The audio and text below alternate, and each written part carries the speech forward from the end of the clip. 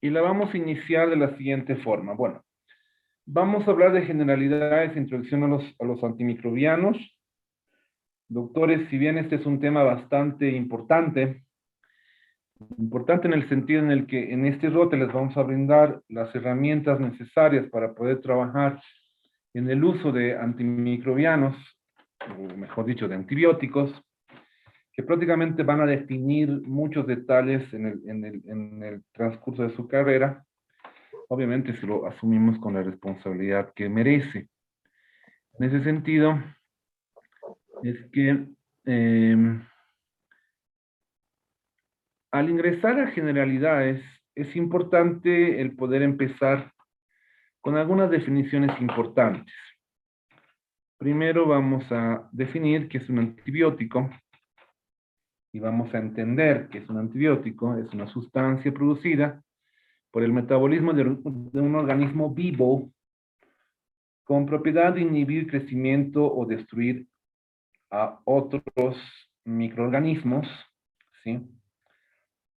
Ese es un antibiótico. Vamos a ir difiriendo de algunos otros términos. Alguna otra definición nos dice que son sustancias químicas sintetizadas por microorganismos, que viene a ser lo mismo, que poseen acción antimicrobiana. Y en esto tenemos algunas, algunas otras definiciones que es importante que ustedes las tengan presentes. Si bien pueden ser catalogadas como antimicrobianos, yo prefiero que manejen el concepto, seguiría el concepto adjunto, no lo incluyen dentro de la definición de antimicrobianos. Y veamos, un desinfectante se va a encargar de eliminar la carga microbiana total, y un sanitizante va a disminuir la carga microbiana total. Eso llamamos un desinfectante y un sanitizante. Eh, en lo relacionado con un antiséptico va a ser aquella sustancia química que va a reducir y controlar la presencia de microorganismos potencialmente patógenos. Y bueno, los antimicrobianos de uso sistémico van a reducir y controlar la presencia de microorganismos que han invadido los tejidos. Y en esto es importante recapitular la definición de antimicrobiano. El antimicrobiano va a ser aquella sustancia producida por un microorganismo eh, o elaborada en forma total o parcial por síntesis química, la cual inhibe el desarrollo o mata a otros microorganismos. Y en esto hay que diferir de la definición de antibiótico y quimioterápico. Cuando nos referimos a un antibiótico, este va a ser sintetizado por microorganismos.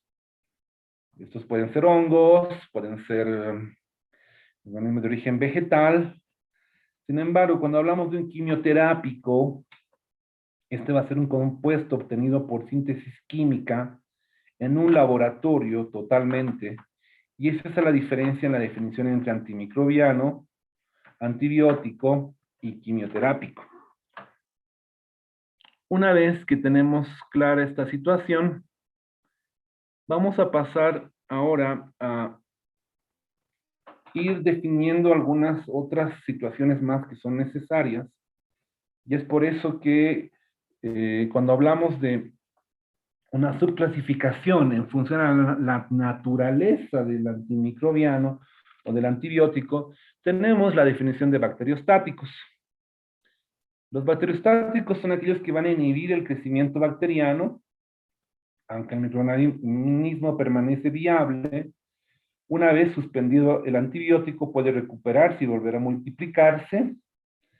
Eh, Hay algunos autores que definen el detalle del bacteriostático, aquellos que bloquean el desarrollo de las bacterias y que en un momento puede asumirse inclusive que hasta las congelan, si me permiten la frase, eh, las congelan en su actividad, las congelan en su desarrollo, pero una vez que se suspende el antibiótico, podría volver a recuperarse y volver a multiplicarse. Dentro de los bacteriostáticos tenemos algunos ejemplos, como ser las tetraciclinas, las sulfonamidas, la trimetroprima, el cloramfenicol, los macrólidos, las lincosamidas, etc. Y también tenemos la definición de los bactericidas. Los bactericidas van a ser aquellos que provocan la muerte bacteriana, o son los que producen la muerte de los agentes infecciosos, eh, a diferencia de los anteriores. Y en eso tenemos, por ejemplo, los que vamos a hablar hoy día, los beta-lactámicos, tenemos a los aminoglucósidos, tenemos a los polipéptidos, las quinolonas, y bueno, en eso, a esto nos referimos cuando hablamos de los bacteriostáticos y los bactericidas.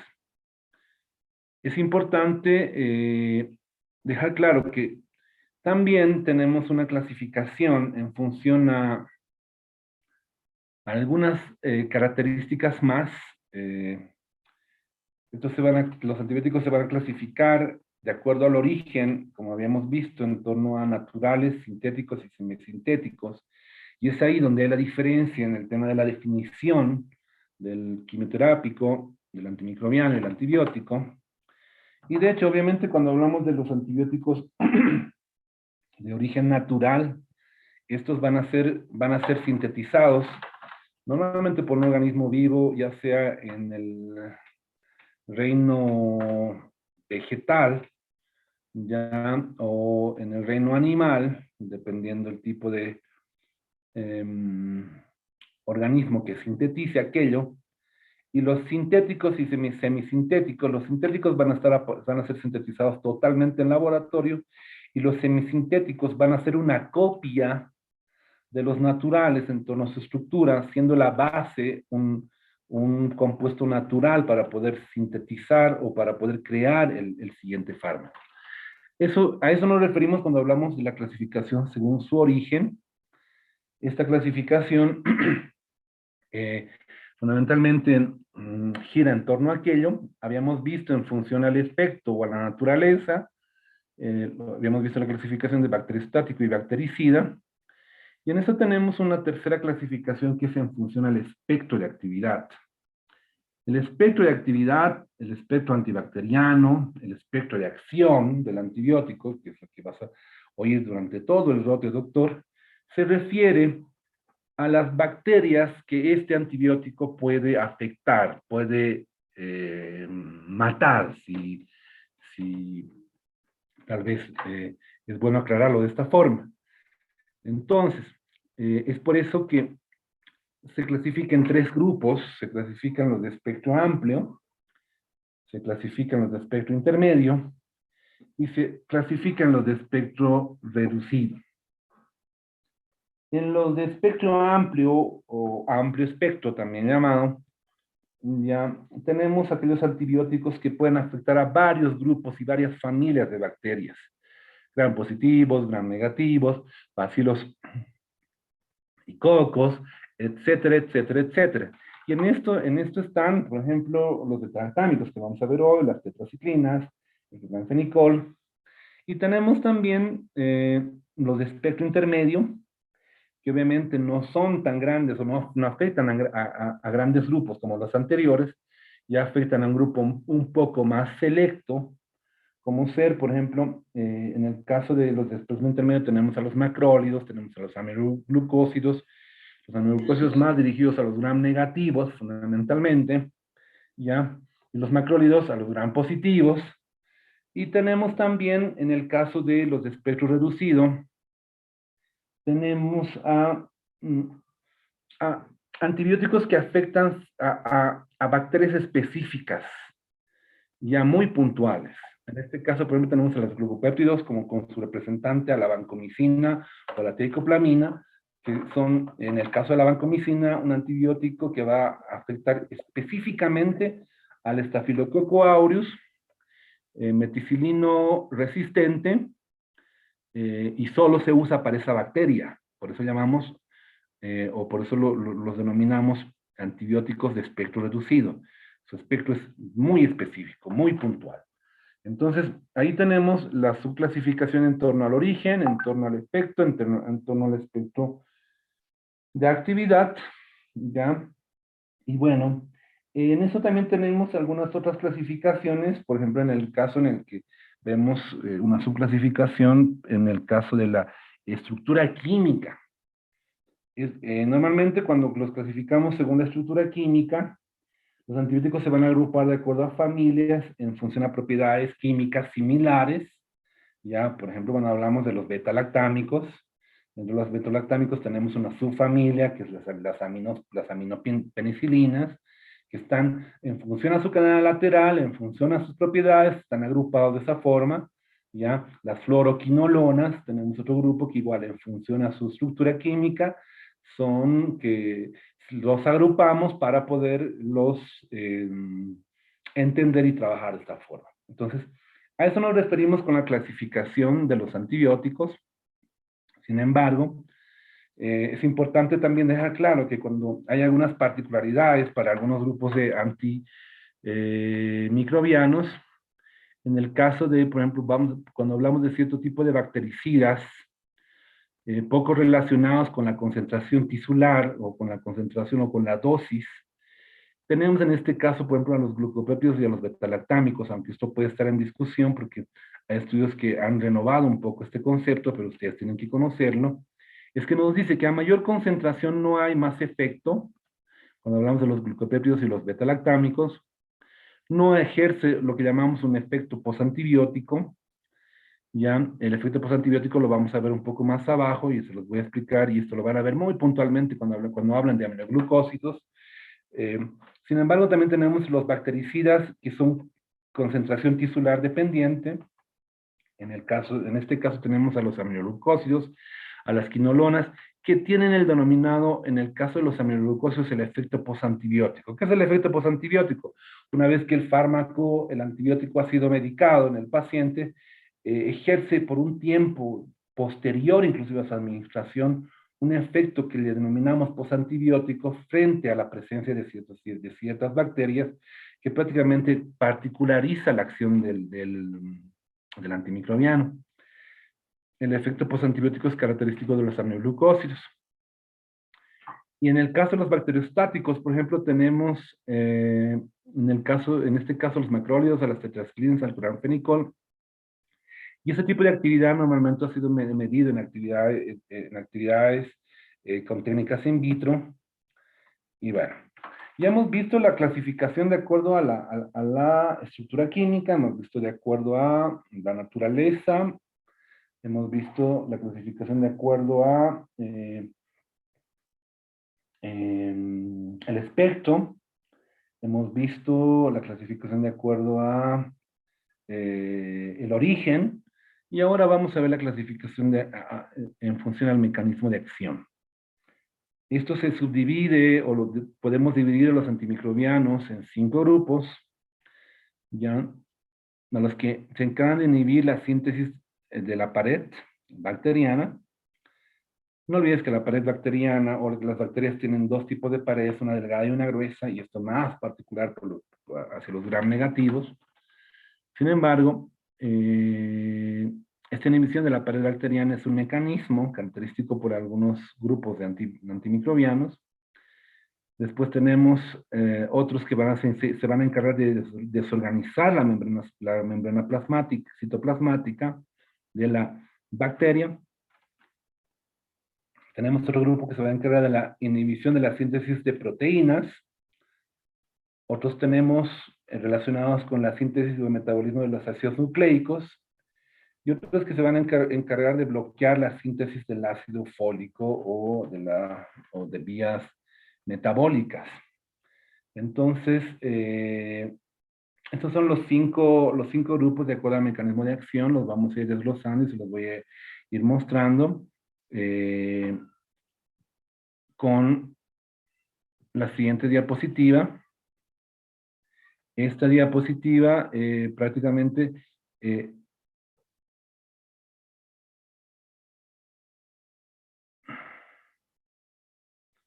nos muestra cómo las podemos agrupar a los antimicrobianos de acuerdo al mecanismo de acción. Los veamos y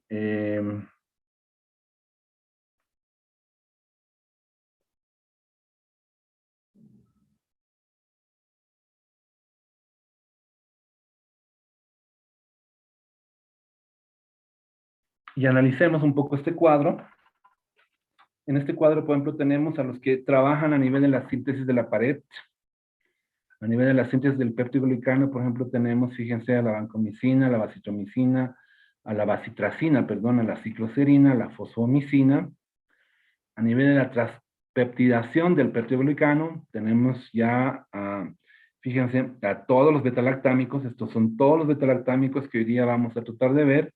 Vamos a ver la mitad de estos cálculos, no creo que alcancemos a verlos todos, pero estos son, por ejemplo, los que actúan sobre la síntesis de la pared bacteriana. Ustedes, doctores, tienen que llegar a saber todos estos nombres, tienen que llegar a entenderlos, tienen que llegar a poder,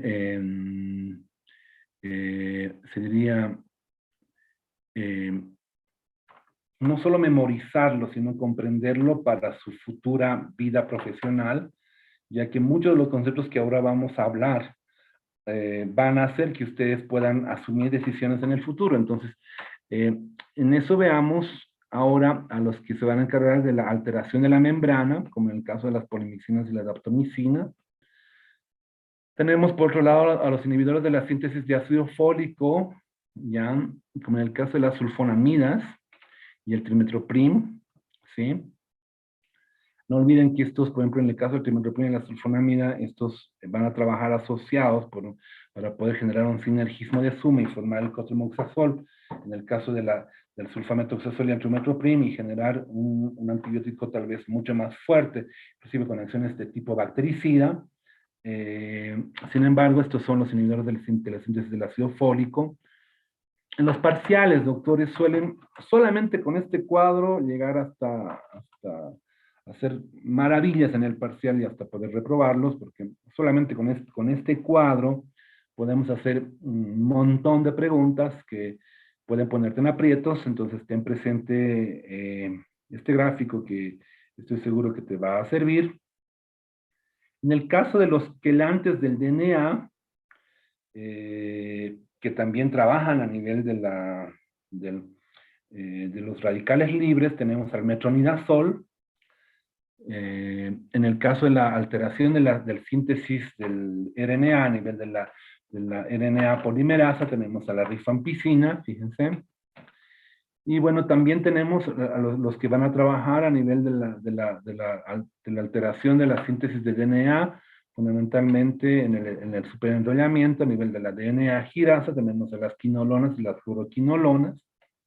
Fíjense, ya este grupo de fármacos tienen una particular acción, y por esa particular acción inclusive fueron tomadas en cuenta para poder ser una opción terapéutica, inclusive ahora en la actual emergencia sanitaria frente al SARS-CoV-2, o también llamado COVID-19, por su efecto a nivel de la DNA girasa bacteriana, que llegaba inclusive a actuar a nivel se hablaba de la replicación viral.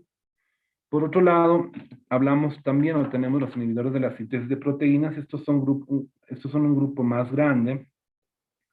Este grupo más grande, tenemos a los que van a actuar a nivel de diferentes unidades de los ribosomas en la síntesis proteica. Por ejemplo, los de la subunidad 50, fíjense la lista grande: cloranfenicol, clindamicina, linalol, los macrólidos, fíjense la citromicina, la gladitromicina, la eritromicina, las streptograminas, etcétera. Estos son los que inhiben la subunidad 50, los que inhiben la subunidad 30. Tenemos los aminoglucósidos, la canamicina, micacina, gentamicina, streptomicina, la neomicina, las gliciclinas, las tetraciclinas, que trabajan a nivel de la subunidad 30S. Todo esto, este cuadro nos resume prácticamente cómo se subclasifican de acuerdo al mecanismo de acción, y de esta forma es que hay esta clasificación para poder entender también cómo trabajan los antimicrobianos. Si bien ahora estamos viendo la parte de antibióticos, no estamos viendo antivirales, antiparasitarios, antimicóticos, que lo vamos a ver en su tiempo y en su momento, pero esto sí fundamentalmente se refiere a las generalidades de los antimicrobianos. Ahora veamos, ya para ir finalizando este capítulo introductorio, lo que llamamos resistencia bacteriana. A ver, doctor. Estos últimos tiempos, con el uso indiscriminado de una serie de personas irresponsables que se pusieron a usar antibióticos de forma indiscriminada y dar antibióticos para todo y para nada, se generó una serie de sucesos relacionados con la denominada resistencia bacteriana. La resistencia bacteriana es la disminución o ausencia de sensibilidad de una cepa bacteriana a uno o varios antibióticos. La resistencia bacteriana se resume en la que prácticamente una bacteria ya no es afectada por un antibiótico, aunque esta debería ser afectada por el tipo de espectro, por este detalle de la resistencia. Y es en esto que viene el denominado uso racional de antimicrobianos, que no lo voy a ver hoy día, porque no es tema de mi acápite del día de hoy. Sin embargo, es que tenemos que tener presente siempre de que cuando tú inicias un tratamiento antimicrobiano, lo ideal es siempre terminarlo, uno, para empezar; dos, dar en dosis adecuadas, en los tiempos y en el paciente correcto, en los intervalos correctos también, y con los diagnósticos correctos, lo que prácticamente son los principios del uso racional de medicamentos que se aplican al uso racional de antimicrobianos. Y en esto la resistencia bacteriana es un problema totalmente actual. Hay muchos protocolos, doctores, que en la actualidad recomiendan que para infecciones bien sencillas, desde una faringoamigdalitis, ya no deberías usar terapia antimicrobiana empírica, sino deberías tú directamente hacer un cultivo. Para las infecciones urinarias, un cultivo. Pero lamentablemente estamos en un medio, o vivimos en un medio en el cual un cultivo llega a convertirse en un lujo. Un lujo, ¿por qué? Por los costos. Un cultivo no te cuesta 10 o 20 pesos, un cultivo te cuesta, por lo menos, te cuesta entre unos 100 a unos 150 bolivianos, y los tiempos de un cultivo pueden llegar a ser desde 7 días, 10 días, 15 días, hasta 21 días. ¿Por qué razón? Porque hay que esperar que la bacteria crezca en un medio de cultivo en particular y ver cómo responde después a ciertos antimicrobianos. Entonces, eso condiciona que en la actualidad, para nuestro medio, el tema de poder usar pruebas de susceptibilidad o sensibilidad y resistencia, y los famosos cultivos, sean una limitante, y es por eso que en muchos de los casos el usar la denominada terapia antimicrobiana empírica se aplicaría, ya que no vas a dejar a tu paciente sin tratamiento, pero lo ideal es hacerlo de la forma más responsable posible.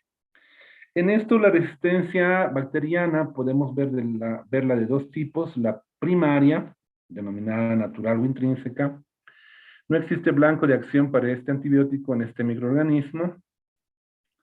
Y la secundaria, que es la que se origina por selección, que produce el antibiótico a partir de una población bacteriana sensible. Esa es la resistencia bacteriana. En eso tenemos mecanismos de resistencia. Los mecanismos de resistencia, ustedes ya los conocen, son cinco básicos, que hay que entenderlos y que hay que manejarlos. Estos mecanismos de resistencia antimicrobiana, inicialmente podemos hablar de la destrucción o inactivación del agente antimicrobiano. En este mecanismo, el agente antimicrobiano ingresa, ya, y al ingresar al sitio de acción, ya es prácticamente contrarrestado o bloqueado, ya, por cierto tipo de sustancias, como ser las betalactamasas para los betalactámicos, como ser las acetiltransferasas para los aminoglucósidos.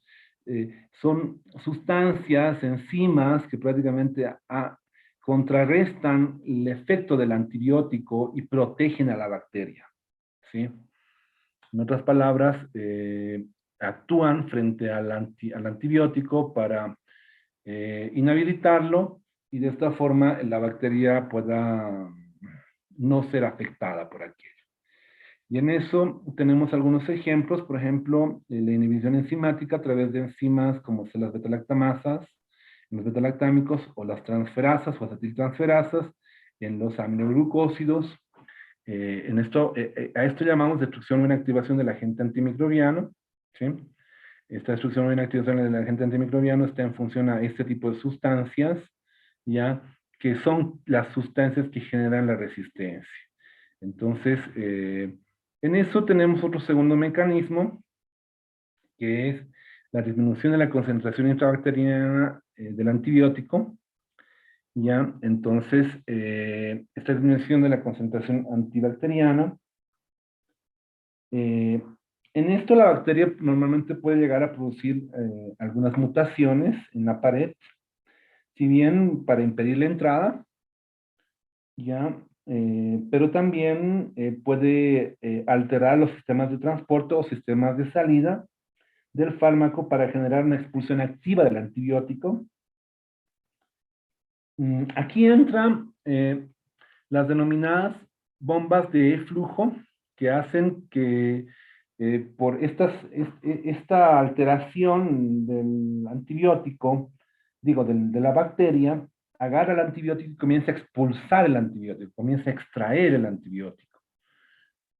Este mecanismo está en base a lo que les decía, en la que las bacterias alteran su sistema de transporte, su sistema de salida y salida, y producen estas denominadas bombas de flujo en las que extraen y expulsan el antibiótico. Y en eso el antibiótico ya no va a generar lo que debería generar a nivel intrabacteriano, ¿ya? Y obviamente la disminución de la concentración intrabacteriana va a generar este mecanismo de resistencia y va a generar que la bacteria pueda llegar a sobrevivir y hacerse más fuerte. Entonces, en esto tenemos el segundo mecanismo. El tercer mecanismo es el desarrollo de un objetivo estructuralmente alterado, en la que hay una alteración del sitio blanco, ¿sí? Este tipo de resistencia normalmente se debe a alteraciones de algunas estructuras de la bacteria y algunas inclusive enzimas, ¿ya? Y esto puede llegar a hacer que cuando eh, cambian su estructura, por ejemplo, en el caso de los ribosomas, hablamos de unos macrólidos o hablamos del cloranfenicol y estos van a llegar a actuar a nivel de los ribosomas alteran su forma, alteran su estructura para no ser afectados, no ser reconocidos por el antibiótico. Y este es un mecanismo que llega a prácticamente, a través de estas modificaciones, inducir la resistencia a la cual nos estamos refiriendo, ¿ya? Y obviamente esto es por mutaciones que llega a generar la bacteria. Entonces, en esto, el tercer mecanismo del desarrollo de un objetivo estructuralmente alterado, la bacteria llega a cambiar su propia estructura interna en torno a los ribosomas, en el caso de la pared bacteriana, de la proteína fijadora de penicilina, por ejemplo, llega a alterarla, y ya no va a haber esa proteína, ya no va a haber donde se fije la penicilina, ya no va a haber el ribosoma donde llegue a actuar los macrólidos, lleguen a actuar todos los que actúan en la síntesis proteica, lo que condiciona prácticamente esta situación teniendo este otro mecanismo. Después tenemos las modificaciones de la permeabilidad de la membrana. Estas modificaciones de la permeabilidad de la membrana están en función a la generación de porinas. Estas porinas prácticamente condicionan, ¿ya? Estas porinas condicionan un mecanismo de expulsión también del antibiótico, ¿sí? Que iba de la mano de las bombas de flujo que habíamos comentado anteriormente, ¿ya? Y un último mecanismo tenemos el desarrollo de las vías metabólicas alternativas. A ver, en el caso de las vías metabólicas alternativas, esto es selecto para un grupo de antibióticos en particular, pero hay que dejar claro de que normalmente las bacterias, para desarrollar sus funciones vitales y funciones metabólicas, necesitan de cierto tipo de sustancias, y de cierto tipo de sustratos que permitan esta funcionalidad de la bacteria y este metabolismo. Hay antibióticos que llegan a bloquear estas vías. Pero ¿qué hace la bacteria? La bacteria busca otras vías para poder subsistir. ¿Sí? Es por eso que llamamos desarrollo de vías metabólicas alternativas, en las que las bacterias resistentes alteran su estructura ¿ya? Y comienzan a ver otro tipo de sustrato ya para poder alimentarse y desarrollar sus funciones básicas ya y ya no son afectados por lo que anteriormente les comentaba. Entonces, en eso tenemos estos mecanismos de resistencia, pero también me interesa el poder hablarles y llamarles, y recordarles que tenemos, cuando hablamos de los mecanismos genéticos de la aparición y diseminación de la resistencia antimicrobiana, tenemos las denominadas mutaciones cromosómicas puntuales, donde tenemos genes preexistentes que son responsables de eventos de ocurrencia espontánea, persistente y se transmite por herencia de un o solo o a varios pasos, ya donde hay una selección de mutantes resistentes a múltiples antibióticos. Estas mutaciones cromosómicas son las responsables de poder generar las alteraciones como un mecanismo, alteraciones de la estructura, alteraciones de la pared, ya la formación de enzimas, ya que prácticamente son los responsables de la resistencia y son mecanismos de resistencia antimicrobiana. También tenemos la adquisición de nuevos genes en este escenario de la mutación, en la que la transformación, que normalmente tiene poca importancia clínica, la transducción, donde el DNA plasmídico incorporado a un fago es transferido a otra bacteria, la conjugación a través de los denominados plásmidos R, que van a ser quienes se van a encargar de transmitir esta mutación para poder seguir generando la denominada resistencia, y la transposición, por lo que llamamos bueno, en lo que podemos ver de plásmido a plásmido a cromosoma, que prácticamente es el responsable de generar y transmitir la mutación de la resistencia a nivel genético. Veamos qué son los plásmidos R. Los plásmidos R son aquellos que transportan genes de resistencia a los antibióticos y con frecuencia varios genes de resistencia son transportados por un único plásmido R. Algunos plásmidos R son el resultado de la selección por el antibiótico. En eso tenemos una determinante R de agrupación de genes de resistencia del plásmido R, en la que se denomina complejo de transposones, y el factor de transferencia de resistencia en torno a la región con genes involucrados en la transferencia de resistencia mediante la conjugación, que es tomado en cuenta en este mecanismo de resistencia genética. A esto me refería cuando hablábamos del plásmido, que prácticamente va a transmitir a otras bacterias cuando esta bacteria llegue a, digamos, dividirse, ¿ya? O a estar en contacto con otra bacteria para poder generar esta transmisión de la resistencia genética, que prácticamente es algo que hay que tomar en cuenta cuando hablamos de la resistencia antimicrobiana. Lo mismo en el caso de la resistencia genética, los plásmidos y de los transposones. Y bueno, hasta aquí hemos hablado de lo relacionado con generalidades en antimicrobianos. No olviden los mecanismos, por favor, o la clasificación de los mecanismos, para empezar. La subclasificación de acuerdo a desde la naturaleza, su origen, el espectro, que solamente con el acápite de generalidades podemos hacer un súper parcial y podemos mostrarles que se pueden hacer preguntas muy interesantes. Sugiero que estudien muy bien generalidades, razón por la cual no comprendí y aún no comprendo por qué se ha unido generalidades a betalactámicos, porque son dos temas muy diferentes. El tema de generalidades busca ubicar al estudiante de medicina en torno a al arsenal antimicrobiano que tiene y cómo va a trabajar, cómo debería trabajar, pero bueno, ya estamos en esto y hay que continuar. Ahora vamos a ver un grupo de antibióticos que son los denominados betalactámicos. Hoy vamos a ver solamente las penicilinas, por un detalle de tiempo. Los betalactámicos, doctores, y particularmente las penicilinas, son un grupo de antibióticos demasiado importantes para su vida como médicos. mm, por el tipo de espectro antibacteriano, por las particularidades y por el acceso de la población a este tipo de antibióticos, por la frecuencia de uso, son demasiado importantes. Es más, por ahí, para tu vida de médico y para que tú puedas inclusive desenvolverte, este tema es crucial. Y de hecho, los beta-lactámicos, si bien son un grupo de antimicrobianos bastante nobles, pero también bastante efectivos en el sentido de que nos ayudaron y ayudaron a la especie humana a poder erradicar y a poder curar una serie de enfermedades en la línea del tiempo y nos ayudó inclusive a avanzar en el detalle de la ciencia. Y es por eso que ahora vamos a hablar de estos.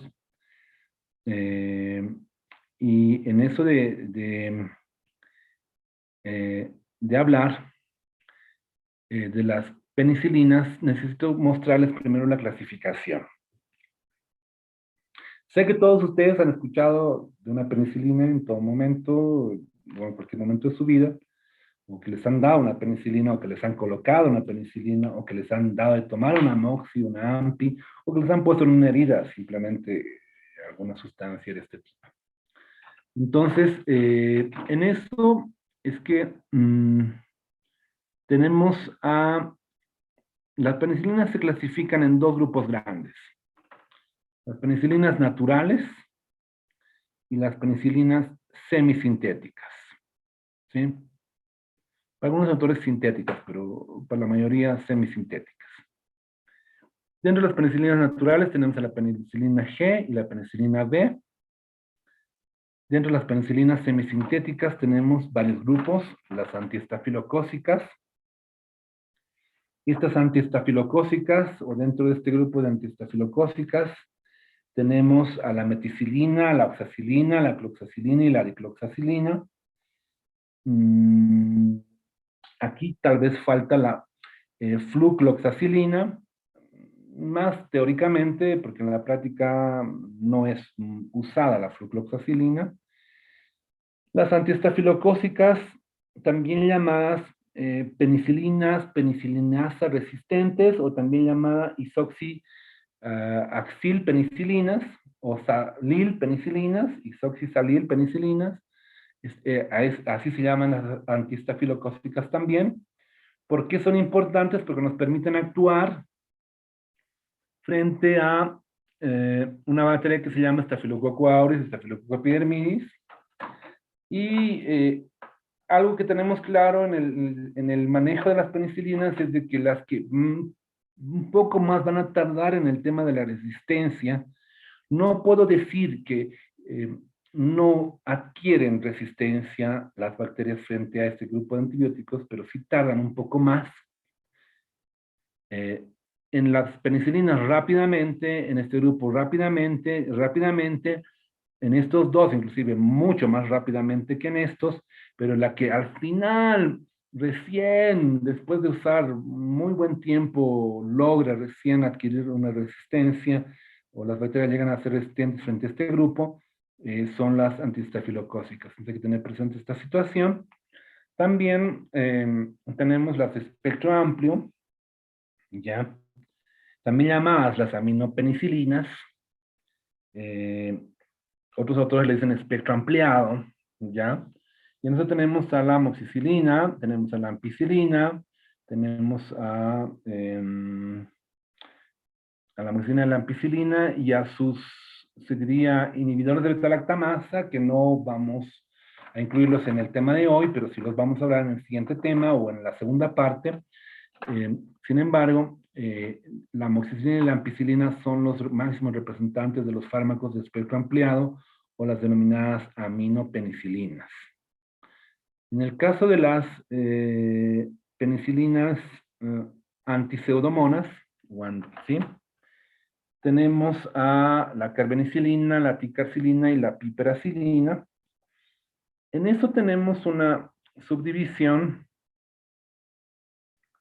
Es lo mismo que les mostraba hace un rato, las naturales, las semisintéticas, las isoxisalil o las antiestafilocócicas, las aminopenicilinas y las ureido o antipseudomonas. Cuando hablamos de las penicilinas naturales, estas se clasifican en penicilina B y penicilina G. La penicilina G es la que tal vez más nos importa y en un momento van a entender por qué. Ya, y en el caso de las, habíamos visto las naturales, se diría las denominadas biosintéticas, ¿ya? En las que están la fenoxibensil penicilina potásica, ¿ya?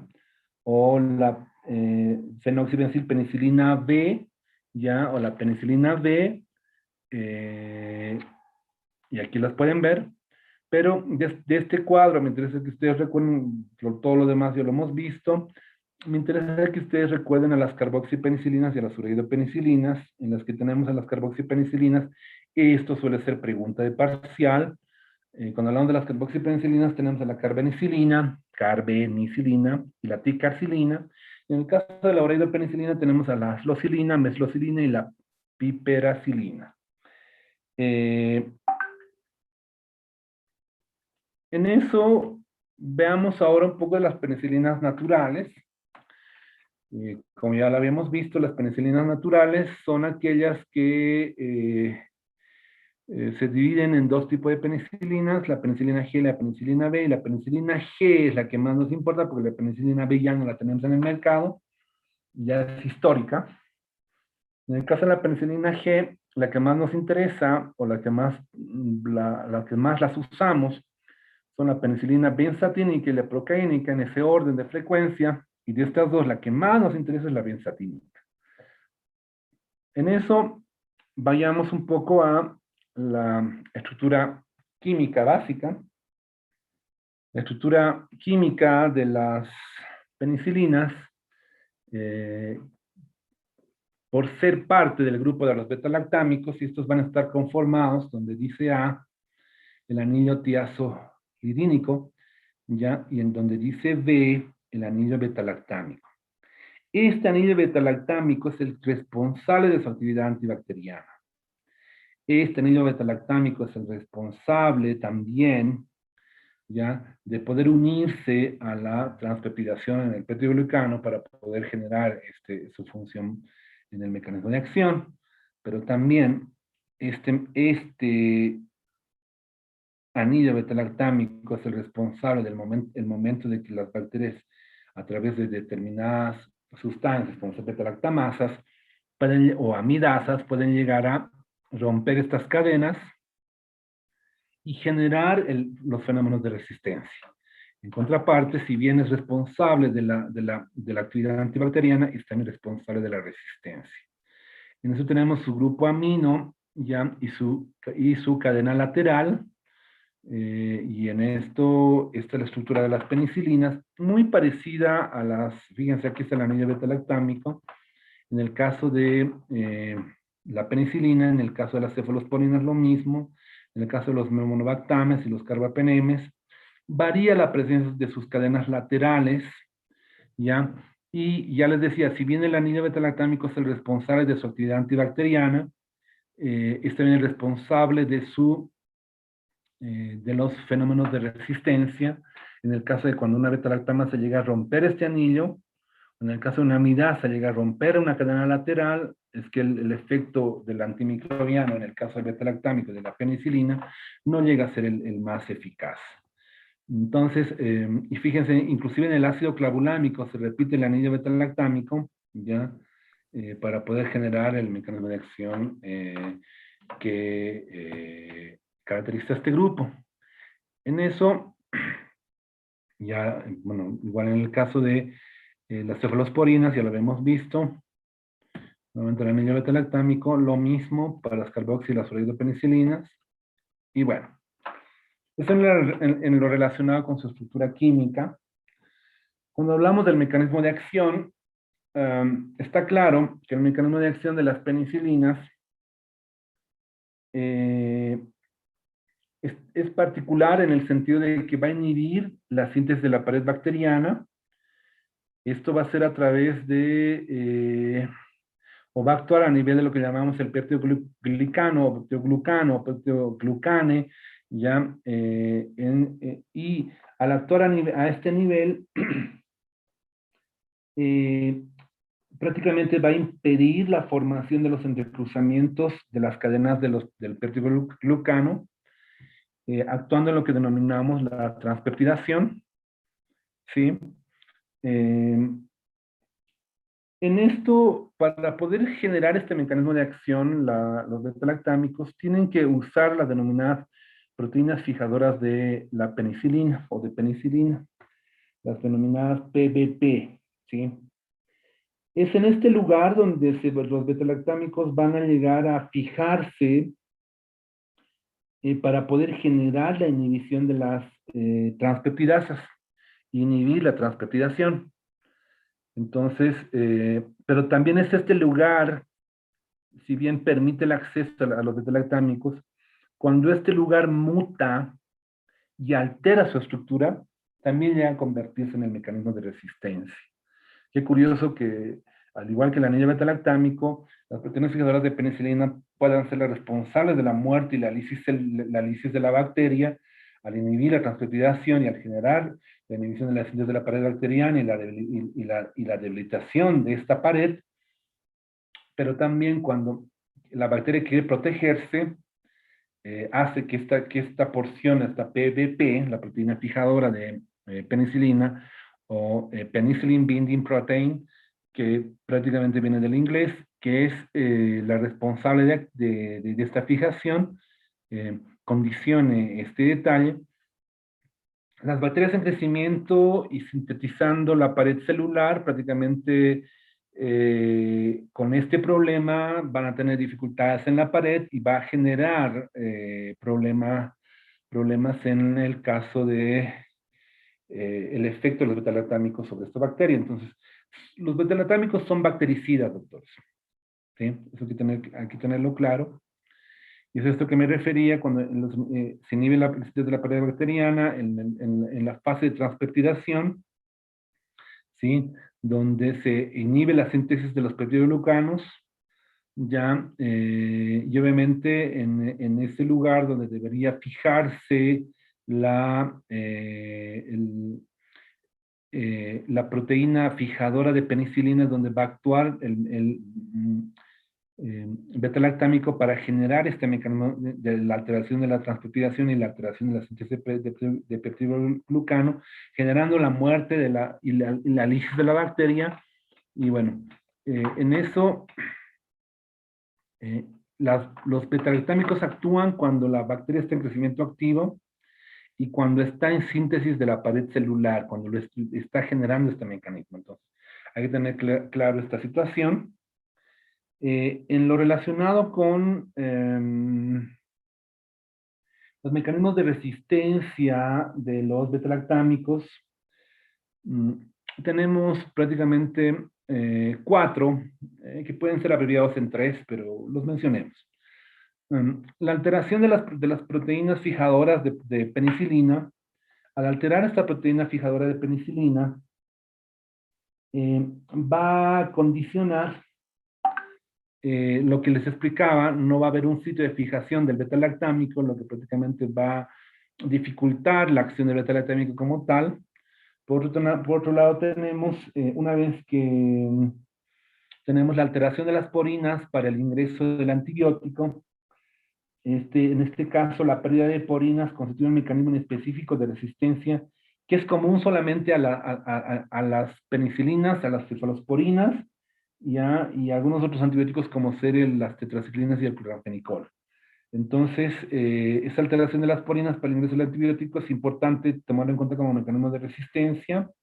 Por otro lado, la presencia de mecanismos de egreso en el que se condicionan bombas de flujo que prácticamente hacen que se expulse el antibiótico.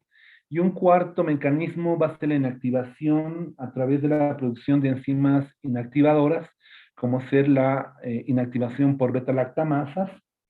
Esto, fundamentalmente, estas beta-lactamasas van a llegar a inactivar o romper el anillo beta-lactámico, e inactivar el antibiótico, y siendo el principal mecanismo, se habla que inclusive ya se tienen hasta más de 100 beta-lactamasas identificadas cuando hablamos del mecanismo de resistencia correspondiente a las penicilinas.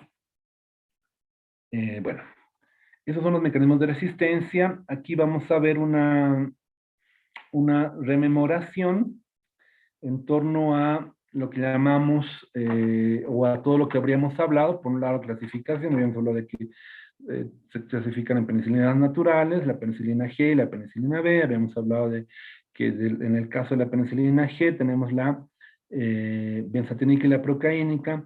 La cristalina no nos importa mucho en la parte clínica y lo vamos a ver en un momento. ¿Por qué? Pero lo que más me interesa que ustedes recuerden de esta parte es la benzatínica y la procaínica como parte de la penicilina G. En el caso de la penicilina B, es otra penicilina natural, juntamente con la penicilina G. Sin embargo, hay una clasificación química cuando hablamos de las penicilinas naturales en las que divide o clasifica la penicilina G como la benzilpenicilina y clasifica la penicilina B como la fenoxialquil penicilina, siendo la proteína B.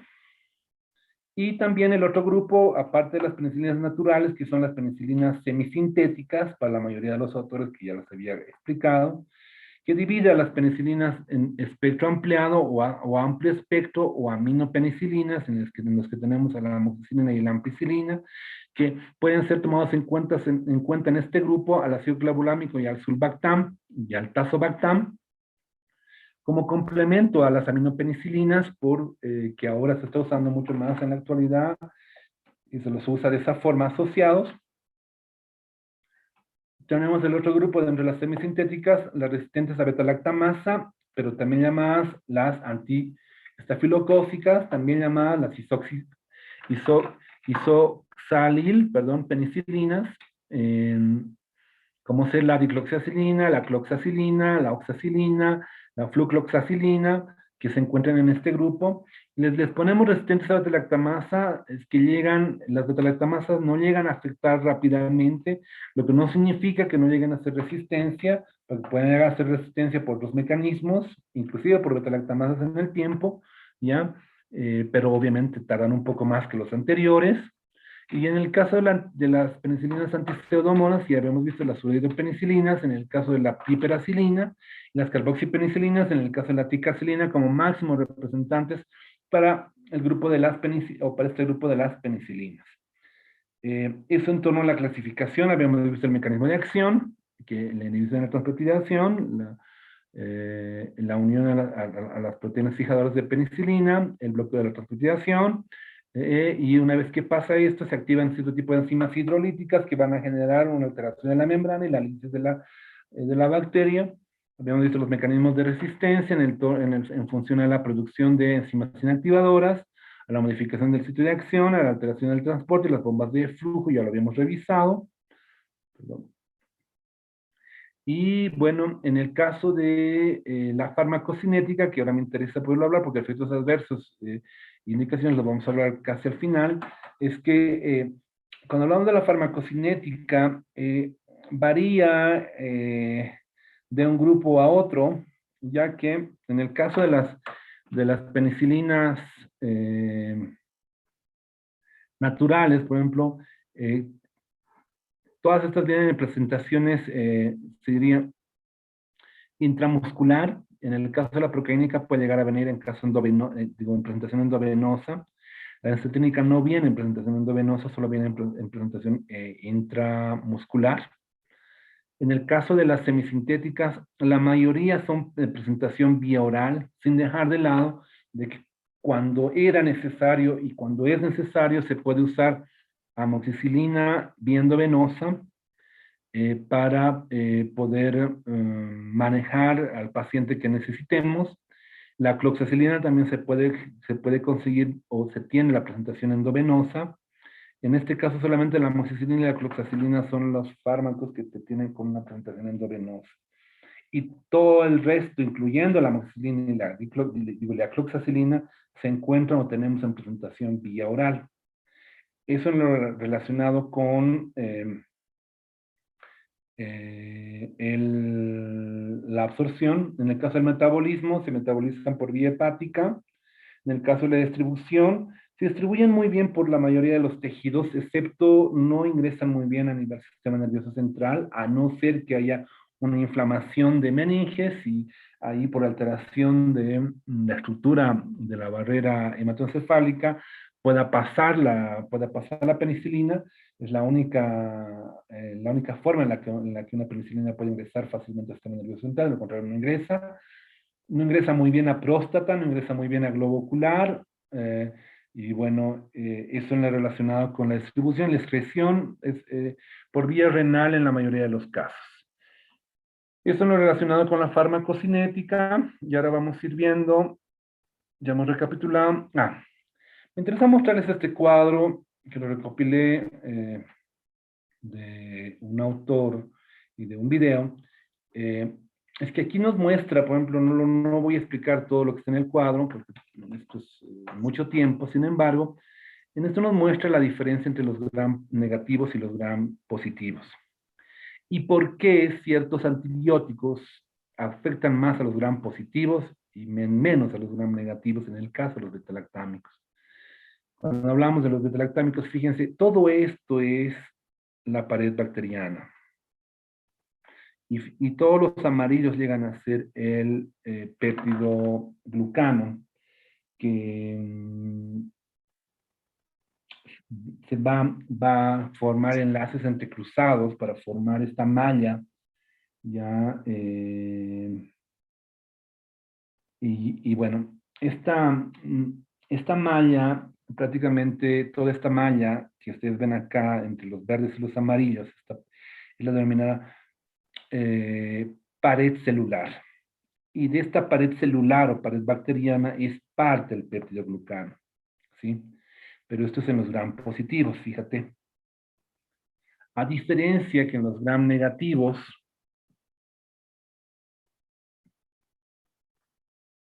su pared bacteriana es muy delgada. El peptidoglucano, fíjense, está muy bloqueado. Es por eso que los gram positivos son los, se diría, a quienes afecta primero los betalactámicos, porque llegan a fijarse en la denominada proteína fijadora de penicilina para poder llegar a ejercer su acción. En cambio, es porque esta proteína fijadora de penicilina está ubicada en toda la pared celular. Pero fíjense en el caso de una bacteria gram negativa, la pared celular es muy delgada, ¿ya? Y la posibilidad en la que llegue a fijarse un betalactámico es muy difícil, muy remota. Entonces, eso hay que tener presente cuando hablamos de eh, las bacterias gram negativas y gram positivas, y hay que poder entender qué pasa cuando generamos o le damos un antibiótico. Por otro lado, cuando hablamos de las proteínas fijadoras de penicilina, donde se fija el betalactámico, estas pueden llegar a mutar y alterarse. Fíjense, aquí está bloqueado o está cubierto por un escudo del Capitán América. Esto condiciona prácticamente que esta mutación o esta alteración de la estructura genere un mecanismo de resistencia para este tipo de bacterias gram positivas. Entonces, por otro lado, no olvides que cuando hablamos de las bacterias gram positivas y gram negativas, esas gram positivas son gram positivas porque dan positivo o se fijan fácilmente a la tinción gram. Es por eso que vas a encontrar aquí, fíjate, bien teñiditas de azul las bacterias gram positivas, a diferencia de las gram negativas, que no es lo mismo. Entonces, eso dejar claro. Si bien aquí también podemos ver, en el caso de que se llegue a fijar el anillo beta-lactámico a nivel de la proteína fijadora de penicilina, generar la alteración de la síntesis de la pared bacteriana, la debilitación de esta pared bacteriana, generar la producción de enzimas hidrolíticas que van a hacer que se perfore la membrana. ¿Ya? Esto nos permite poder entender también aquello en el mecanismo de acción de los betalactámicos. Este cuadro, para que ustedes lo tengan presente, es que este cuadro nos sirve, ustedes tienen que manejarlo permanentemente en el tema de la clasificación, cuáles son los gram positivos, cuáles son los bacterias gram negativas, ¿Cuáles son los bacilos gram positivos? Los bacilos gram, digo, los cocos gram positivos, los cocobacilos o los bacilos gram negativos, y los diplococos gram negativos. Entonces, tener claro aquello. Fíjense, en el caso de los estreptococos y los estafilococos son pertenecientes a los cocos gram positivos. En teoría, todo este grupo es afectado por el grupo de los beta-lactámicos, con algunas consideraciones muy puntuales y ahí también las presenta en el momento del tratamiento. Entonces, este cuadro sería ideal que todos ustedes puedan tener pegado en su cuaderno para poder entender cómo trabajan los grupos de antibióticos, a qué grupos afectan y así ir teniendo presente sobre qué poblaciones bacterianas va actuando. Y en esto ya hemos visto, pero me interesa que ustedes lo rememoren porque vamos a ver un poco la aplicabilidad, algunos detalles más particulares de las penicilinas.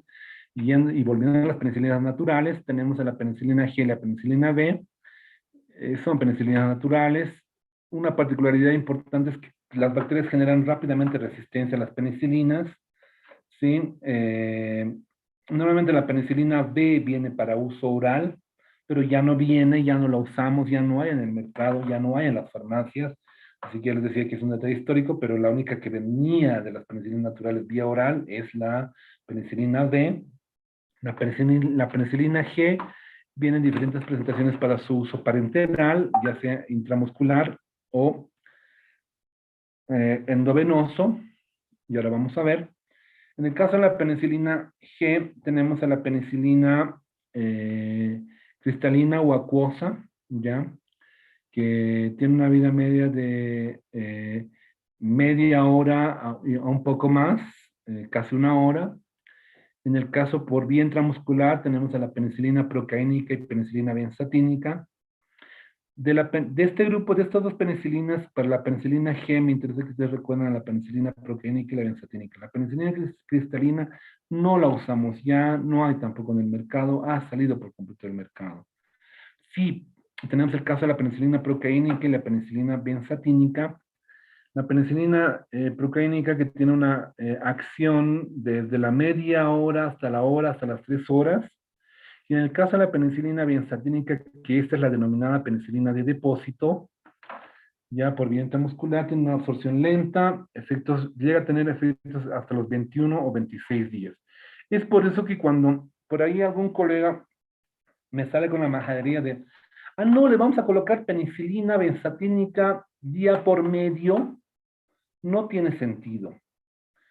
Cuando hablamos de la penicilina benzatínica, como para el manejo de cierto tipo de enfermedades, como una parengoamidalitis estreptocócica por streptocopiógenes, ya, a veces algún médico se quiere mandar a la parte y quiere colocarle hasta una vez por semana, o una vez, o 2 veces por semana, o una vez día por medio.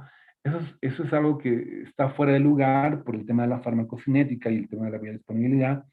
En el caso en el que al ser la penicilina benzatínica una penicilina de depósito, la penicilina va a seguir actuando desde el momento de desde su inyección intramuscular hasta los 21, inclusive hasta los 26 días. Por lo cual no es necesario colocarle varias dosis de penicilina benzatínica.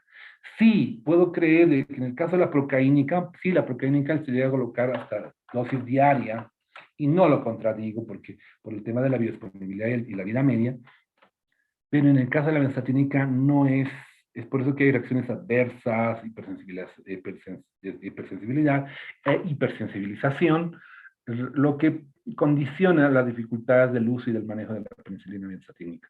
En el caso de la penicilina procaínica, esta se usa con dosis diarias, inclusive, sin ningún problema, pero comparando un poco los tiempos de acción es sería de acción rápida y de acción lenta o de depósito, y en la actualidad vienen preparados combinados. Han debido ver la penicilina 1266, la penicilina 24-12-12, ya el triapen o esta 1266 o esta 633 inclusive para la parte pediátrica, en la que combinan la penicilina benzatínica, la penicilina procaínica, inclusive se combina este tipo de penicilinas para poder generar una acción más puntual. Entonces, es eso que puedo decir en lo relacionado con la penicilina G y la penicilina B. Para la farmacocinética, la penicilina G, en el caso de la procaínica y la pensatínica, al contener procaína que le aumenta la vida media, se distribuye rápidamente y muy bien en tejidos, excepto en, habíamos dicho, globo ocular, sistema nervioso y próstata, ya lo habíamos reiterado, pero ustedes tienen que tenerlo presente. Y su excreción va a ser por vía renal entre un 70 al 80% sin cambios. Ahora, doctores, no sé si se los han comentado, pero yo se los comento y se los pongo en la mesa. Es que cuando hablamos de ajustes para insuficiencia renal, es que cuando tenemos un paciente nefrópata, el paciente nefrópata no va a poder tomar una dosis normal, una dosis estándar, una dosis convencional, que un adulto joven con riñones óptimos. No. Es por eso que los ajustes para insuficiencia renal se hacen en función a la función renal. Hay tablas, hay cuadros, hay calculadoras médicas que te calculan la dosis en función a la función renal. En teoría, siempre debería ser menor a una dosis estándar. Si antes le dabas al mismo paciente, le dabas 500 miligramos de ciprofloxacina, ahora le deberás dar 250 miligramos, lo más probable. ¿Ya? Que a partir del 50% de la dosis se hace más segura para el paciente por el tema del metabolismo y la biotransformación, y y por el tema de la excreción renal. Si el fármaco no va a ser excretado, va a seguir girando en nuestro cuerpo y va a comenzar a generar reacciones adversas que en muchos casos llegan a ser indeseables y hasta mortales. En ese sentido, a eso nos referimos con la excreción, y todos los fármacos pueden llegar a ser ajustados por insuficiencia renal en función a la función renal del paciente. ¿Ya? Si tiene, de acuerdo al tipo de función,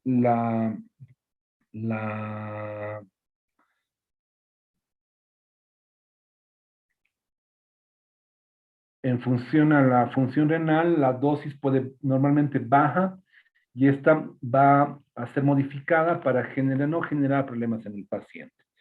Esto es lo relacionado con la excreción de la penicilina G. En el caso de la absorción y distribución de la penicilina B, ya hemos dicho que solamente viene por vía oral, pero ya no hay en nuestro mercado. Buena absorción en parte del tracto gastrointestinal, concentración pico en plasma a los 30 minutos, se excreta por vía renal. En el caso del metabolismo de la penicilina, o de las penicilinas naturales, se va a metabolizar a nivel hepático, va a sufrir hidrólisis del anillo beta-lactámico, produciendo algo que llamamos un metabolito activo que se llama el ácido peniciloico. El ácido peniciloico es aquel responsable prácticamente de los fenómenos alérgicos. Es considerado un metabolito inactivo, sin embargo, eh,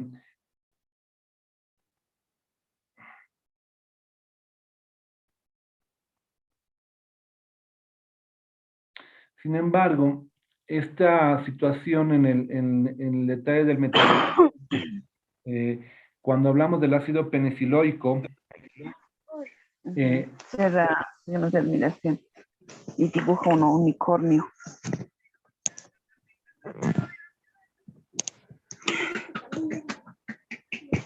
Como que eso tampoco ya. Sin disculpas, ya no me escuchaba. La persona hablaba más fuerte que yo. Entonces, el responsable de las reacciones alérgicas va a ser el ácido peniciloico, el cual es el responsable de los fenómenos alérgicos. Y bueno, ya habíamos dicho que estos metabolitos también se excretan por vía renal. Y veamos ahora el espectro de acción de la penicilina G y la penicilina B. Van a actuar sobre cocos gram positivos, van a actuar sobre aerobios, como en el caso del Streptococcus viridans, Agalactiae, el Streptococcus pyogenes, el Streptococcus pneumoniae o el neumococo.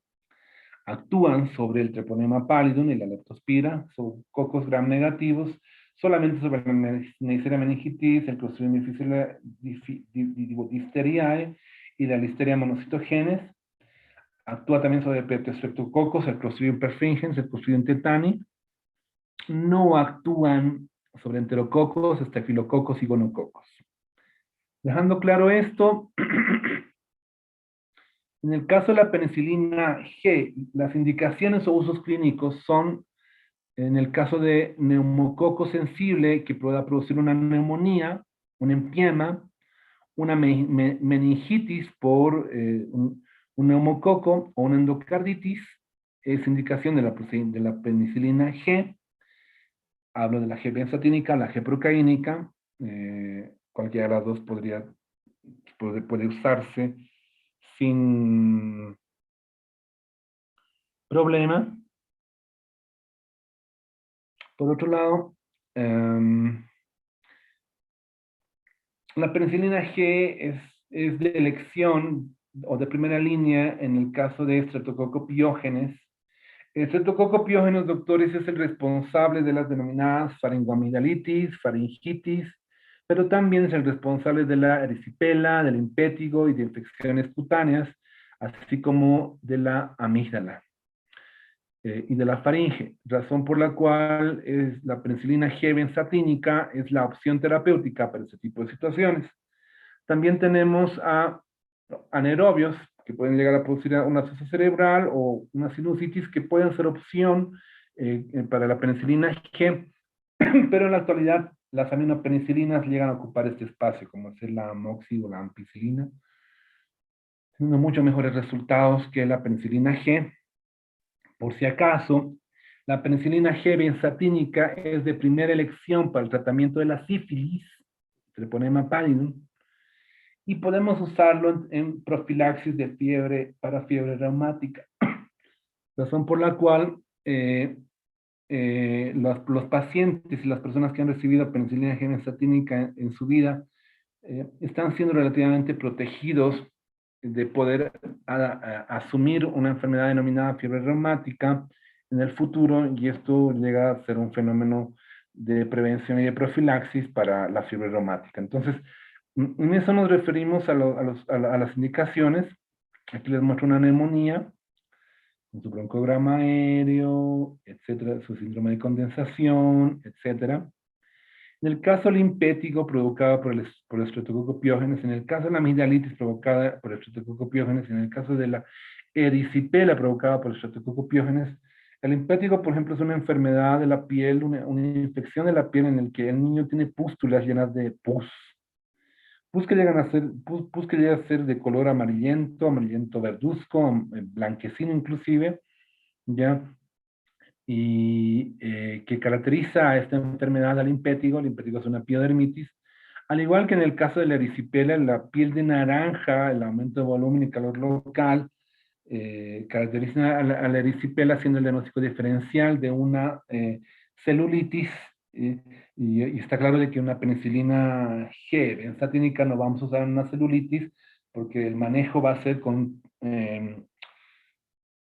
sería penicilinas de tipo antistafilocócico como es la cloxacilina, dicloxacilina. En el caso de las amigdalitis, doctores, la amigdalitis estreptocócica o la faringoamigdalitis estreptocócica aguda son también producidas por el Streptococcus pyogenes, siendo la opción terapéutica de primera línea la penicilina benzatínica como opción terapéutica. Eh, Veamos un poco los usos clínicos de la penicilina B, aunque es histórica, pero a ver, conozcanlos. Nos permite, o se nos permite poder usar, o se nos permitía poder usar en infecciones menores por Streptococcus pyogenes, que era vía oral. Finalización del tratamiento con penicilina G. Y bueno, en lo relacionado con los efectos secundarios, doctores, lo que primero ustedes tienen que preguntar cuando ustedes estén usando la penicilina o las penicilinas o los beta-lactámicos es preguntar si el paciente es alérgico o no.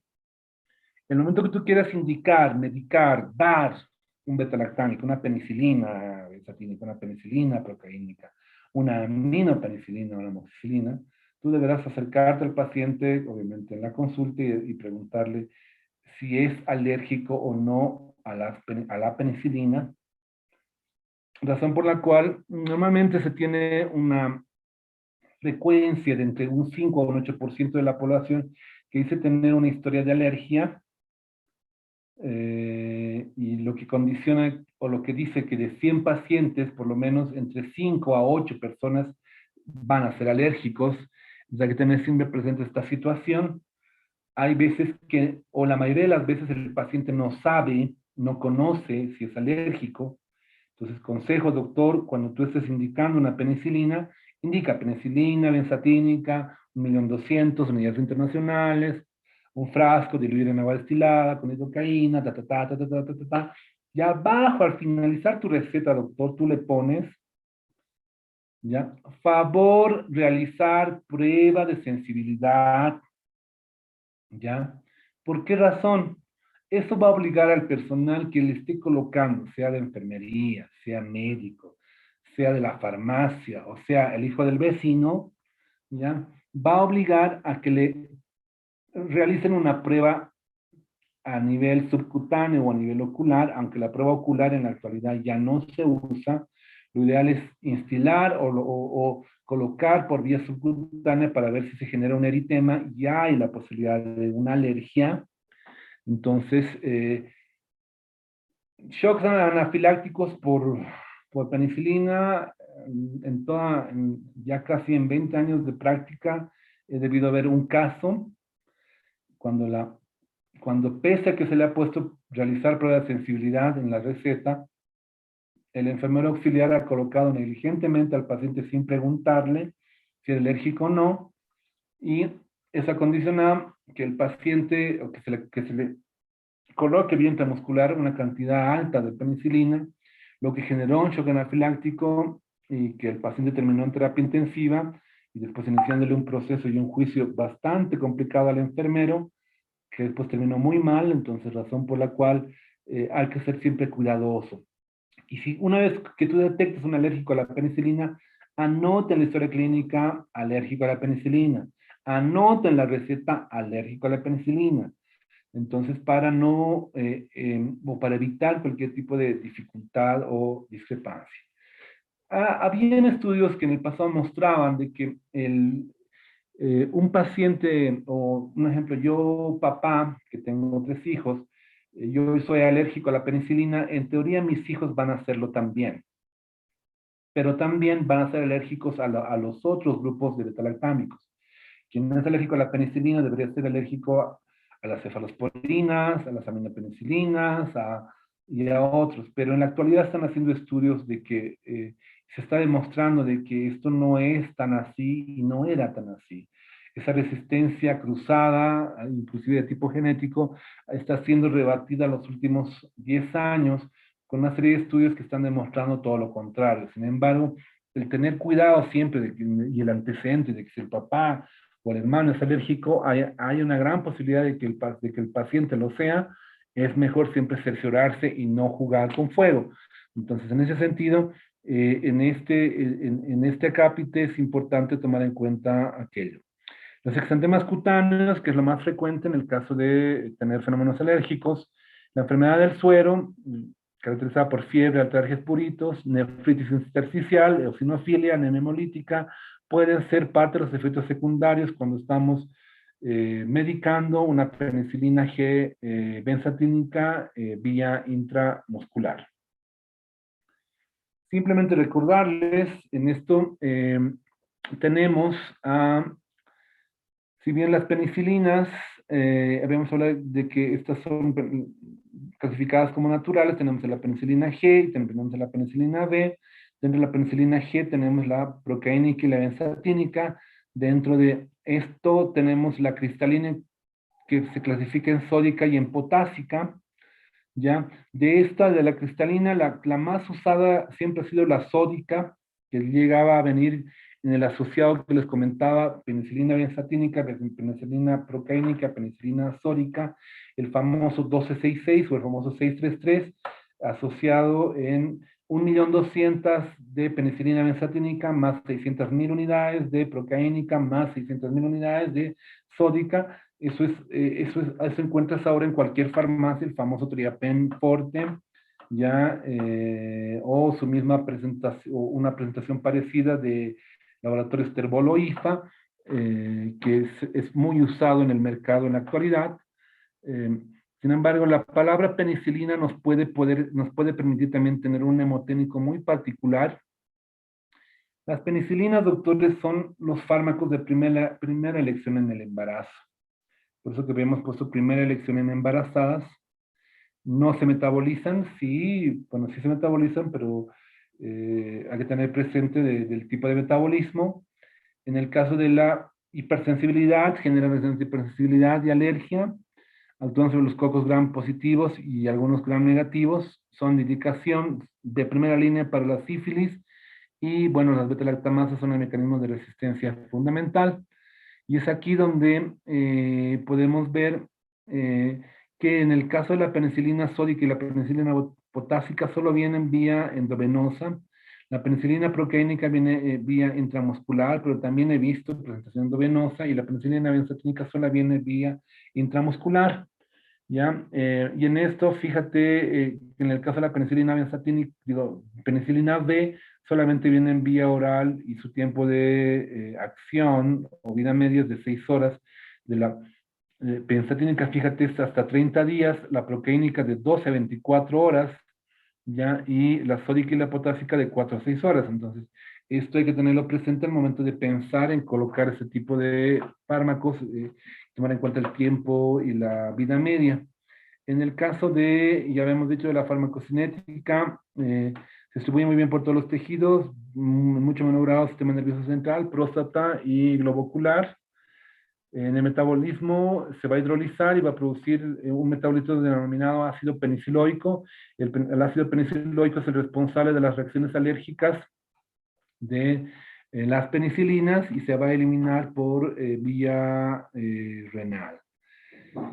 Y habíamos visto también las indicaciones, que las voy a recapitular en este gráfico. En el caso de esta infección de transmisión sexual denominada la sífilis, ¿sí? La sífilis es aquella infección de transmisión sexual como indicación en primera línea para el caso de las penicilinas, ¿ya?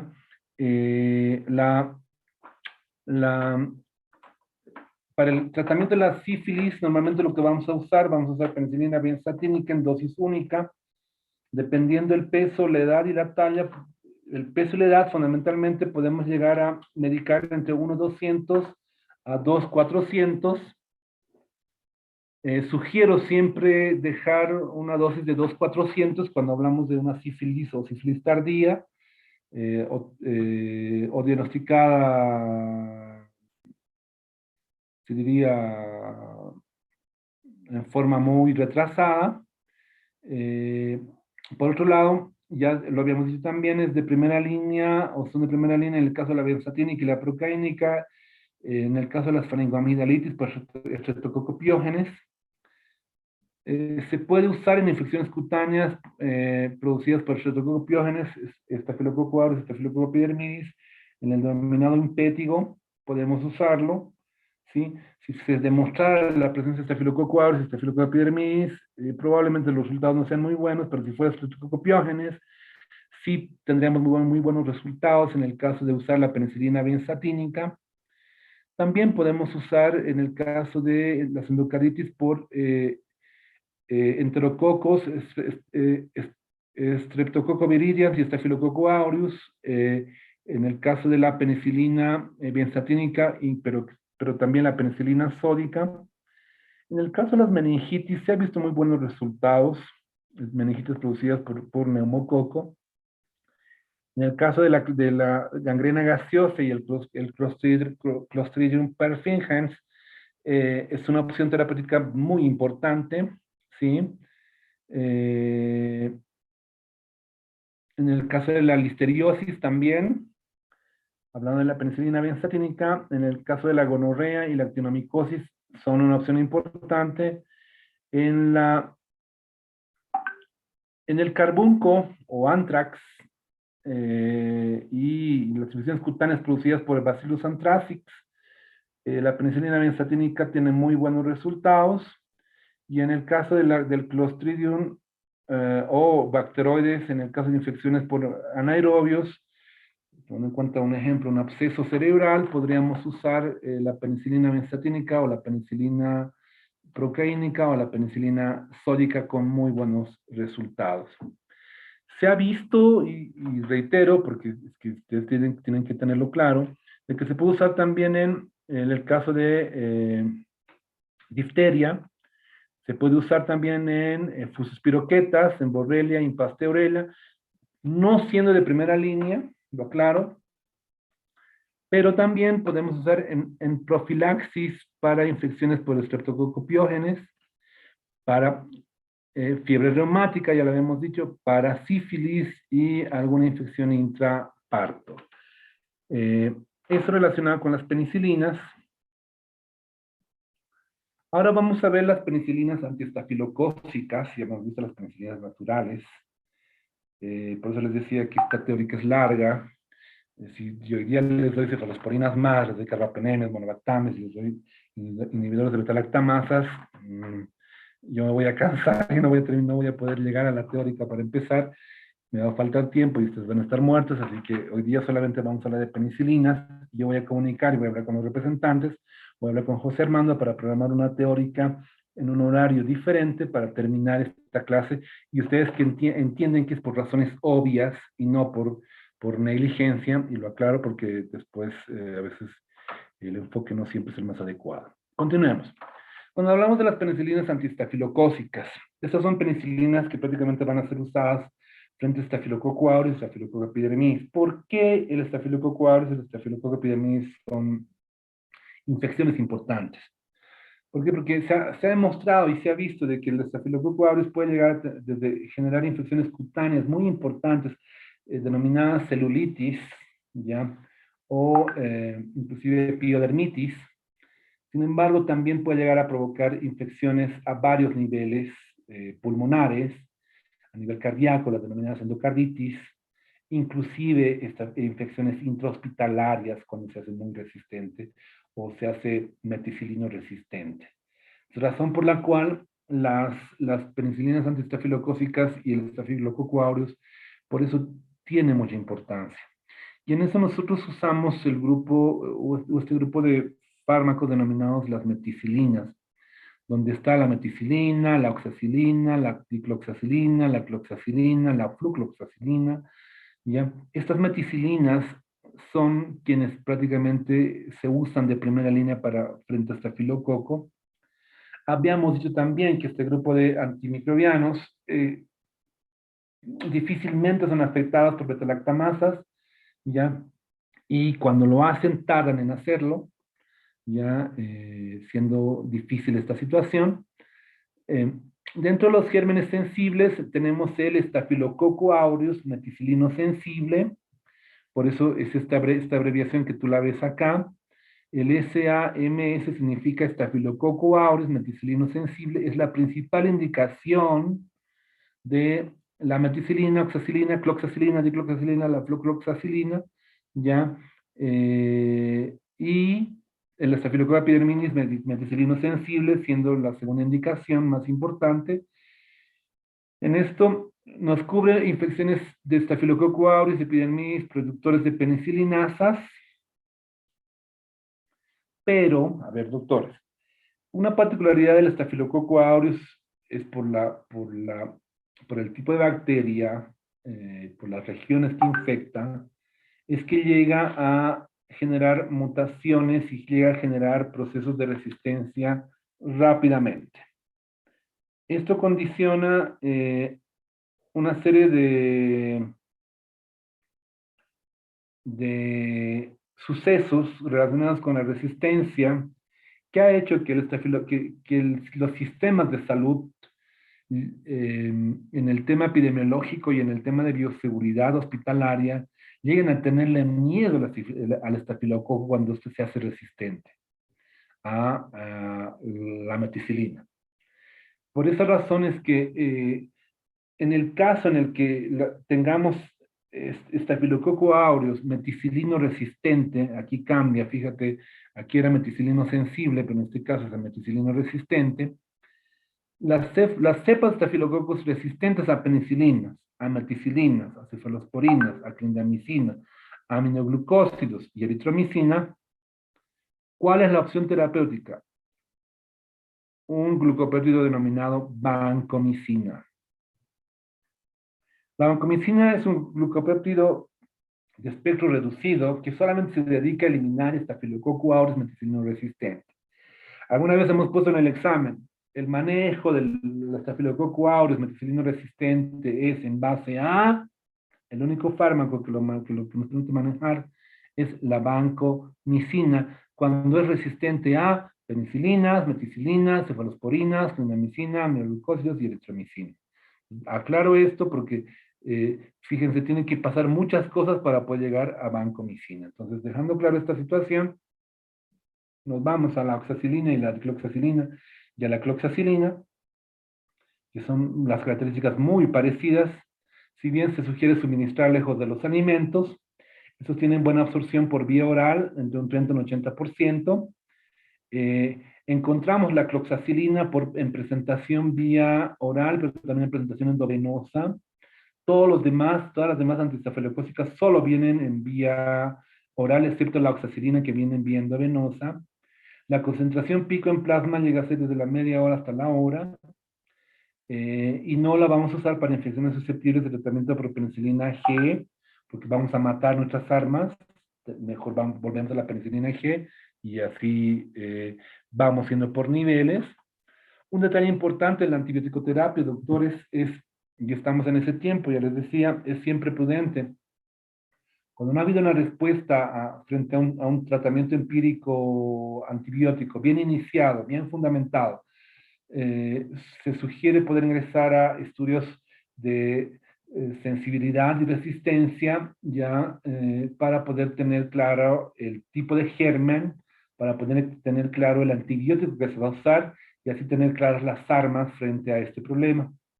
Entonces, los fármacos o las infecciones por estafilococo aureus meticilinos sensibles, en el caso de, ya les decía, la celulitis, los abscesos, las neumonías o los empiemas, las meningitis inclusive, fíjense, las famosas osteomielitis o artritis sépticas son producidas por el estafilococo aureus, las sepsis y las endocarditis son producidas por el estafilococo aureus. Por esa razón es que nuestra opción terapéutica, ¿cuáles son? Repito, meticilina, oxacilina, dicloxacilina y cloxacilina son las opciones terapéuticas cuando hablamos del estafilococo aureus meticilino sensible, ¿ya? Y podríamos usarlos en todas estas situaciones, dejando claro de que sea un estafilococo aureus meticilino sensible. Un ejemplo, fíjense, esta es una denominada celulitis periorbitaria producida por estafilococo aureus, una osteomelitis, lo mismo. Un absceso superficial producido por un estafilococo aureus, lo mismo. Por eso es importante el estafilococo aureus, doctores. Y bueno, recapitulando, ya lo habíamos dicho, tenemos dentro de los fármacos o los antimicrobianos o los beta-lactámicos antiestafilocócicos, tenemos a la flucloxacilina, la cloxacilina, la oxacilina, la nafcilina, aquí puede entrar la meticilina, fíjense, lo que pasa es que la meticilina, la resistencia es alta hacia la meticilina, y la dicloxacilina, ¿sí? Y la forma de poder tal vez tener un hemotécnico es tan fuerte como un condón, tener claro, fíjense, flucloxacilina, cloxacilina, oxacilina, nafcilina, dicloxacilina y meticilina nos van a poder permitir recordar este grupo de fármacos. Si bien ya habíamos visto de que la cloxacilina, fíjate, podemos encontrar vía endovenosa, pero también podemos encontrar vía oral. La dicloxacilina solamente vía oral, la oxacilina vía endovenosa, la nafcilina vía endovenosa, pero la nafcilina sale del mercado, y peor en nuestro mercado no hay. Solamente encontramos cloxa, dicloxa y ni siquiera oxacilina. La cloxa y la dicloxa es lo que más encontramos en nuestro mercado. La oxacilina hace años que sale del mercado y normalmente hacen traer cuando ven necesario y cuando es necesario. Entonces, y obviamente fíjense que el tiempo de la vida media es 6 horas, razón por la cual todos estos fármacos se medican cada 6 horas, es decir, 4 veces por día. En eso ya habíamos dicho, y teniéndolo claro, ya, y yendo a las indicaciones, habíamos dicho, en las endocarditis por Staphylococcus aureus o Staphylococcus epidermidis, en la neumonía por Staphylococcus aureus o Staphylococcus epidermidis, en las infecciones cutáneas, ya sea por Staphylococcus aureus o Staphylococcus epidermidis, o en la ritis séptica por las mismas bacterias, son una opción terapéutica este grupo de fármacos. En el caso de el estafilococo epidermidis y las denominadas endocaritis y las válvulas protésicas, ya es una opción terapéutica este grupo de fármacos también. Ya cierto tipo de patología o enfermedad del tracto gastrointestinal, ya, o en el caso de síndrome de la piel escaldada por Staphylococcus aureus o estreptococo, o el síndrome del shock tóxico, igual son opciones terapéuticas o son indicaciones terapéuticas cuando hablamos de Staphylococcus aureus. También les había explicado y les había dicho de que el Staphylococcus aureus llega a ser considerado una infección intrahospitalaria de bastante valor por el tipo de mutación o la capacidad de generar resistencia fácilmente. Entonces, por esa razón es que son una opción. En la actualidad se han visto otros grupos de antimicrobianos antistafilocócicos, como ser desde inhibidores de la síntesis proteica, como ser el linezolid, glicina, la quinopristina, la vancomicina, la fosfomicina, la rifampicina, la daptomicina, sí. Sin embargo, en mi humilde sugerencia, hay estudios de los últimos 10 años que muestran que una quinolona, como sea la ciprofloxacina, tiene muy buenos efectos sobre los Staphylococcus aureus en estudios recientes demostrados y en la actualidad se usa con muy buenos resultados en también patología asociada a Staphylococcus aureus, el asociar una quinolona con una mm, penicilina antistafilocócica. Eso es lo relacionado con las penicilinas antistafilocócicas y estamos acabando. Ahora vamos a irnos a las aminopenicilinas. Las aminopenicilinas tenemos a sus dos representantes, como es la ampicilina y la amoxicilina. Estos nos permiten cubrir o cubrirnos frente a gram negativos, gram positivos, pero no frente a Staphylococcus aureus meticilino resistente y gram positivos resistentes a las penicilinas. En esto tenemos, por ejemplo, se puede usar con muy buenos resultados frente a la Haemophilus influenza, frente a la Escherichia coli, Proteus mirabilis, el enterococo, la Listeria monocytogenes. La ampicilina y la amoxicilina son bactericidas. Sin embargo, hay que tener claro que la Haemophilus influenza es una bacteria totalmente respiratoria. La E. coli, el Proteus mirabilis y el enterococo son bacterias totalmente renales o urinarias, mejor dicho. ¿Ya? Razón por la cual sus efectos frente a cierto tipo de infecciones urinarias de tipo no complicado pueden tener muy buenos resultados. Muy buen tiempo ha sido sacado del mercado la ampicilina, porque, bueno, la ampicilina hubo un tiempo en el cual se usaba para todo y por todo, por lo cual más o menos ha debido ser unos 15 a 20 años que han sacado del mercado la ampicilina y recientemente, debe ser igual hace unos 8 años, recién lo han vuelto a incorporar en el arsenal terapéutico dentro de los betalactámicos. Obviamente, tomando en cuenta la ampicilina y la amoxicilina, son bactericidas y en esto, cuando hablamos de la ampicilina, vienen presentaciones endovenosas y vía oral. Sí. Es un medicamento prototipo del grupo, sí, de las aminopenicilinas. Se sugiere por el tipo de absorción a suministrar lejos de los alimentos. La absorción oral va a ser del 60 a 70% y esto empeora en el caso de la presencia de alimentos. La excreción va a ser renal del 80 al 90%. En el caso de la amoxicilina, aquí hay un error. Si bien por mucho tiempo hubo presentación solamente vía oral, ya mucho tiempo, hace 30 años tenemos presentación endovenosa, ya con muy buenos resultados y con muy buena aplicación. En esto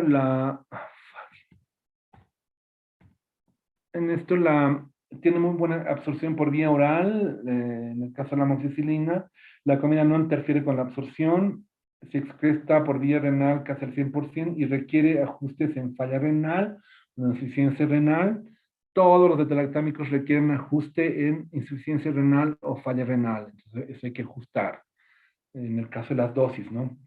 En el caso de las aminopenicilinas, las infecciones del oído, las otitis medias agudas, son opciones terapéuticas importantes por el tipo de bacteria. Los senos paranasales, o sí, las infecciones de senos paranasales son también infecciones importantes. Las infecciones del tracto respiratorio superior no graves son indicaciones importantes para la ampicilina y la amoxicilina. En el caso de las infecciones por gérmenes susceptibles en el embarazo, o es decir, una infección urinaria, también son indicación específicamente la amoxicilina. Nos ayuda para cualquier infección por germen susceptible en el caso de una infección urinaria en el embarazo, siendo tanto la penicilina, tanto la amoxicilina, la ampicilina, inclusive la cloxacilina, son fármacos tipo A de uso en el embarazo, lo que significa que podemos usarlo con mucha confianza en el embarazo. Ya para ir finalizando, aquí tienen este cuadrito que nos muestra prácticamente cómo trabajan las aminopenicilinas, teniendo como máximos representantes a la ampicilina y la amoxicilina, en este caso vía oral y parenteral para ambos casos. Eh, Estas van a tener una vida media de 8 horas en el caso de la amoxicilina, y la ampicilina una vida media de 6 horas. En el caso de las indicaciones, podemos usarlo con muy buenos resultados en infecciones otorinolaringológicas, sea por neumonía, hemofilos influenza, varicela catarralis, las denominadas sinusitis, las otitis y la laringitis con muy buenos resultados. Nos van muy bien con el caso de fundamentalmente la amoxicilina. En el caso de las faringoamigdalitis por retrococopiógenes nos van muy bien con la amoxicilina cuando son tratadas a tiempo. Cuando ya están muy avanzadas, no, es mejor usar tal vez una penicilina. En el caso de las neumonías, por con neumonía, igual con un diagnóstico oportuno y iniciando en un muy buen tiempo el tratamiento, nos puede ir muy bien.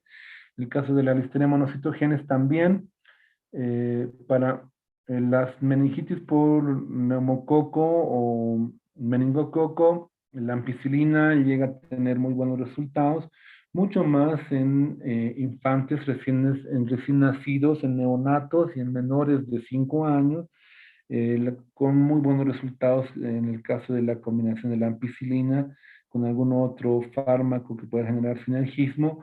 Inclusive en la sepsis neonatal, la ampicilina nos tiene muy buenos resultados combinados con aminoglucósidos. En ese sentido, eh, también son una opción en las infecciones urinarias, ¿sí?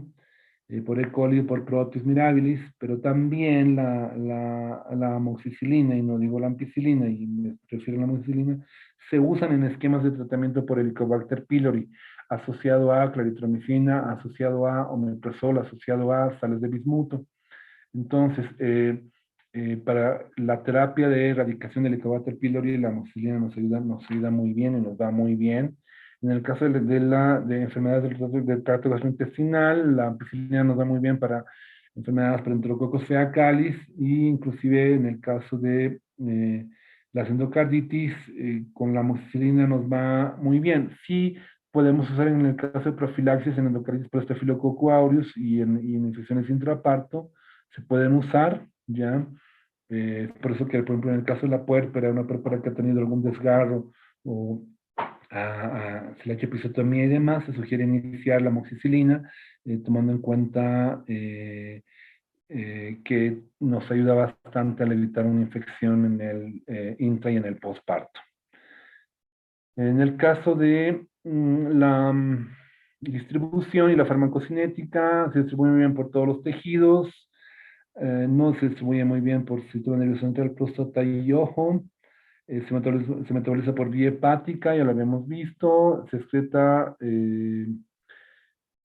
por vía renal. Y dentro de las reacciones adversas se pueden encontrar igual las reacciones de hipersensibilidad, pero pueden llegar o podemos llegar a tener la presencia de inclusive diarreas por el uso de la amoxicilina, e inclusive otro tipo de problemas gastrointestinales asociados a diarrea, náuseas, vómitos, que suelen ser de reacciones adversas frecuentes, incluyendo un rash cutáneo.